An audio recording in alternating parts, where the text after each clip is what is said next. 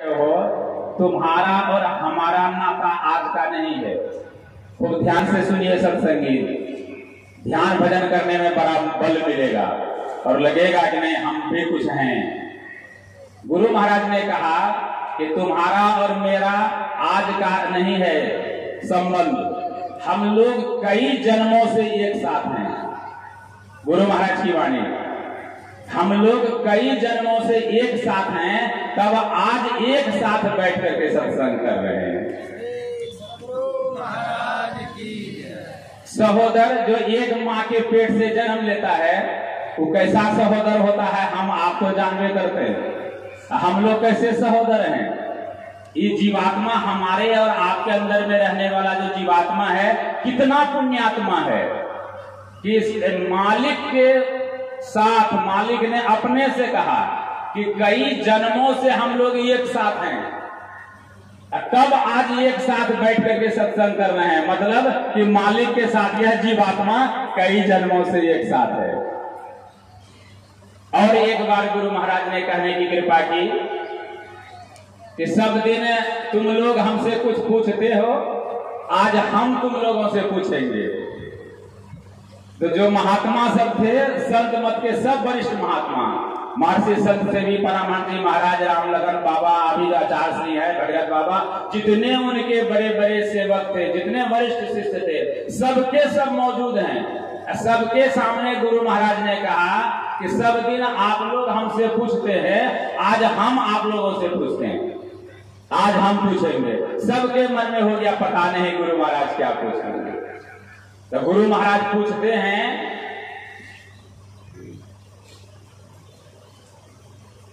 बहुत सोच समझ के गुरु महाराज ने कहा, गुरु शिष्य को खोजता है कि शिष्य गुरु को।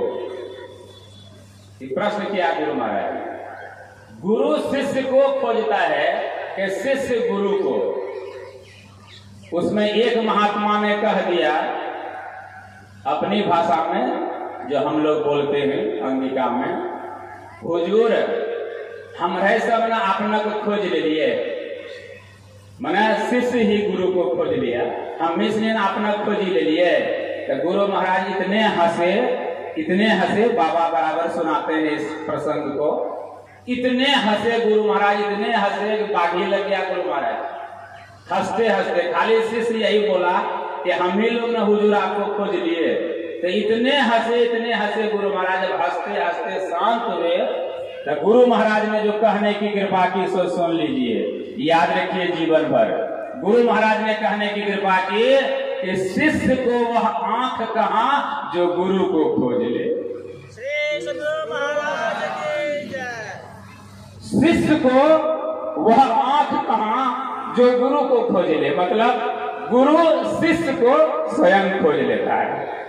यही हुआ ना, गुरु शिष्य को स्वयं खोज लेता है। तो आज जो हम लोग सत्संगी बने हैं, मालिक के श्री चरणों में आए हैं, तो हम लोग मालिक को खोज रहे हैं कि मालिक हम लोगों को खोज करके अपने शरणों में लिया है। समझे कुछ की नहीं कि शिष्य को वह आंख कहाँ जो गुरु को खोज ले। मतलब गुरु शिष्य को स्वयं खोज लेता है। अगर आज हम लोग सत्संगी बने हैं, यहाँ सत्संग में आने की कृपा किए हैं, तो गुरु महाराज की महती कृपा है कि इन्होंने इस जीवात्मा को अपने शरण में ले लिया है। इतने बड़े पुण्यात्मा हम लोग हैं। एक बार श्रद्धा के साथ बोलिए, श्री सद्गुरु महाराज की जय। अब पूज्य बाबा मंचासीन हो गए हैं, उनके मुखारबिंद से हम लोग आशीर्वचन प्राप्त करेंगे। हम लोग इतने सौभाग्यशाली हैं, गुरु महाराज के ऐसे दुलारे बेटे जिनको गुरु महाराज ने 1966 से अपने पास रखा। ढेर सारे देव दुर्लभ सब आशीर्वाद प्राप्त किए गुरु महाराज से। इन्होंने देव दुर्लभ आशीर्वाद। कुरसेला बहुत करीब है यहाँ से। कुरसेला में एक थे शिव नारायण चौधरी जी, सेठ जी थे, अच्छे गृहस्थ थे, गुरु महाराज के अच्छे सेवक में से थे, शिष्य में से थे। गुरु महाराज बराबर उनके यहाँ कुरसेला आया करते थे। एक बार गुरु महाराज पधारे उनके यहाँ कुरसेला, शिव नारायण चौधरी जी के यहाँ। पूज्य पाद भी गुरु महाराज की सेवा में थे। गुरु महाराज दिन का भोजन करके, जब उनका भोजन हो गया, भोजन करने के बाद हाथ मुंह धो लिए, तो गुरु महाराज की इच्छा हुई कि हम सौंफ खाएंगे। सौंप कि थोड़ा हमको सौंप खिलाओ। तो जल्दी से भक्त सब जो थे दौड़ के गए, सौंप को धो धा कर लेकर के ले आए। तो गुरु महाराज ने कहा यह सौंप नहीं, कच्चा सौंप खिलाओ हमको, कच्चा सौंप जो पेड़ में बाली है, जो सौंप पेड़ में है लगा हुआ, वो कच्चा सौंप खिलाओ। तब कच्चा सौंप जहां होगा वहीं से न, तो कच्चा सौंप खोजने के लिए बाबा निकले कि जहां सौंप मिलेगा कच्चा सौंप वो ला करके बाबा को खिलाऊंगा, गुरुदेव को खिलाऊंगा। तो सौंप खोजने के लिए बाबा जो निकले दोपहर में, दिन भर साइकिल लेकर ये गांव का गांव कुर्सेला के चारों इलाका में छान मारे, शाम हो गई लेकिन कहीं सौंप का बाली नहीं मिला, कहीं नहीं। शाम हो गई, थक मार करके कुर्सेला नया चौक जो है उसी चौक पर साइकिल लगा करके खड़े थे, बड़े मुरझाए चेहरे में कि दिन भर खोजा है, गुरु महाराज के एक सेवा नहीं कर सका। सौंप गुरु महाराज कच्चा सौंप मांगे हैं खाने के लिए, वह ला करके नहीं दे सका। क्या किया, इतना सा भी गुरु की सेवा नहीं कर सका। यही सोच करके साइकिल लगा करके खड़े थे। इतने में एक आदमी आता है इनके नजदीक और कहता है क्या बात है, आपका चेहरा बड़ा मुरझाया हुआ है। तो कहा ऐसी ऐसी बात है, गुरु महाराज सौंप मांगे हैं कच्चा। सो देखिए ना, सब जगह खोल लिए, इतना गांव घूमे, कहीं सौंप नहीं मिला। एक तो गुरु महाराज का सौंप की भी सेवा नहीं कर सका। तो वह आदमी कहता है चांदपुर के बगल में, चांदपुर कुर्सेला से 5-7 किलोमीटर पर है चांदपुर। कहा है गुरु महाराज इतना सा खाएंगे, उतना सा सौंप लेकर के राते रात बाबा आए कुर्सेला। जब अब कुर्सेला आए हैं गुरु महाराज के पास, तो गुरु महाराज रात्रि का भोजन करके हाथ धो रहे थे। रात्रि का भोजन करके ये हुआ था दिन का भोजन में। अभी गुरु महाराज के पास अभी पहुंचे हैं तो रात्रि का भोजन करके, रात्रि का भोजन करके हाथ मुंह धो करके जैसे तैयार हुए, वैसे इन्होंने कच्चा सौंप धो करके गुरु महाराज के श्री चरणों में समर्पित किया। हुजूर कच्चा सौंप ले जाए, खाए ले जाए। तो गुरु महाराज ने कच्चा सौंप ले लिया, खा लिया और कहा मांगो बेटा, क्या मांगते हो? जो मांगा दे दिया गुरु महाराज, ये मस्त कर दिया। वैसे महान गुरु भक्त, देव दुर्लभ आशीर्वाद जो संत मत में बहुत कम को नसीब हुआ, वैसे महापुरुष आपके बीच। अब समय को बर्बाद नहीं करते हुए उन्हीं से हम लोग आशीर्वचन प्राप्त करें। राजू बाबू को बहुत बहुत धन्यवाद, इसलिए बहुत बहुत धन्यवाद कि हम लोगों को यहाँ बुलाया, इनका दर्शन और प्रवचन करने सुनने का सौभाग्य हम लोगों को प्राप्त हुआ। ये अगर ये नहीं बुलाते, हम आप यहाँ नहीं आते, इस दर्शन से और गंगा में डुबकी लगाने से हम लोग वंचित रह जाते। ये सारा पुण्य राजू बाबू के सारे परिवार को समर्पित है। सारे बच्चों ने बड़े ही तन मन धन से सहयोग किया इस जग में। सबने बहुत खटा, लाइट वाले, पंडाल वाले, माइक वाले, सबों का योगदान बहुत सुंदर रहा। गांव वाले, समाज वाले, परिवार के सारे लोग हृदय से साथ देकर राजू बाबू को इस यज्ञ को संपन्न किया है। इसलिए गुरु महाराज से सबों की उन्नति के लिए प्रार्थना करता हूं कि गुरु महाराज राजू बाबू के सौ परिवार को शुभ उन्नति प्रदान करें। बोलिए श्री सदगुरु महाराज की जय। अब आराध्य देव के दुलारे बेटे पूज्य पास श्री केदारनाथ स्वामी जी महाराज से हम लोग सुने। बोलिए श्री सदगुरु महाराज की जो थे जपात सिद्धि हो गई, सिद्ध हो गया हुआ। तो पूज्य पाद बराबर अपने प्रवचन में कहा करते हैं कि हम लोग जो दीक्षा ग्रहण किए हैं, चलते फिरते मानस जाप करते रहिए, चलते फिरते मानस ध्यान करते रहिए, चलते फिरते करते रहिएगा तो मन का सिमटाव बना रहेगा। और जब बैठने के लिए, ध्यान करने के लिए बैठिएगा तो विशेष करके जोर देना है दृष्टि योग साधन में। गुरु खोलिए वज्र कपाट, अंधेरी सन्मुख के, वही वज्र कपाट खोलना है। मनोयोग पूर्वक दृष्टि योग साधन करना है। जब वज्र का कपाट खुलेगा, अंधकार खत्म होगा, वह प्रकाश में आप जाएंगे जहां यहाँ तो पूजा पाठ 10-20 देवी देवता का न करते हैं। 10-20 देवी देवता का जाते आपको कहा जाए नाम लेने के लिए तो 50 देवी देवता का नाम लेते लेते मुश्किल हो जाएगा। 100 तो पूरा ये न सकिएगा। लेकिन जब प्रकाश मंडल में आप गमन करेंगे तो 33 करोड़ देवी देवता का दर्शन होगा आपको वहां। इसी के लिए मनुष्य का शरीर मिला। पुनः एक बार आपको भजन भेद लेना पड़ेगा, जिसको अंतिम दीक्षा कहते हैं, वह सूरत शब्द योग। जिसको नादानुसंधान की क्रिया कहते हैं। एक बार फिर गुरु दीक्षा। अभी हम लोगों ने मानस जप, मानस ध्यान और दृष्टि योग की साधना ली है। एक दीक्षा जो मेन है, प्रमुख है, वह है दृष्टि योग साधन के बाद नादानुसंधान की क्रिया। वह पुनः आपको दीक्षा लेनी होगी। वह क्या है दीक्षा? जीवात्मा परमात्मा से बिछड़ा हुआ है। परमात्मा जीवात्मा को बुला रही है, कब से है? आ रही दूर से सदा तेरे बुलाने के लिए। आवाज आ रही है, बेटा आओ। कहाँ भटक गए हो? हम लोग माया मोह में, बेटा बेटी धन दौलत में इस तरह पड़े हुए हैं कि मालिक को ही भूल गए हैं। मालिक की आवाज आ रही है, बुला रहा है, लेकिन हम लोग सुन ही नहीं रहे हैं। तो कौन है मालिक की आवाज? कैसी होती है मालिक की आवाज? कैसे सुनेंगे उनकी आवाज जो बुला रहे हैं मालिक हमको? यही है सुरत शब्द योग नादानुसंधान की क्रिया। यह ग्रहण करेंगे हम लोग। इसको ग्रहण करने के बाद मालिक की जो आवाज आ रही है, उसी आवाज को पकड़ने की कला है सुरत शब्द योग।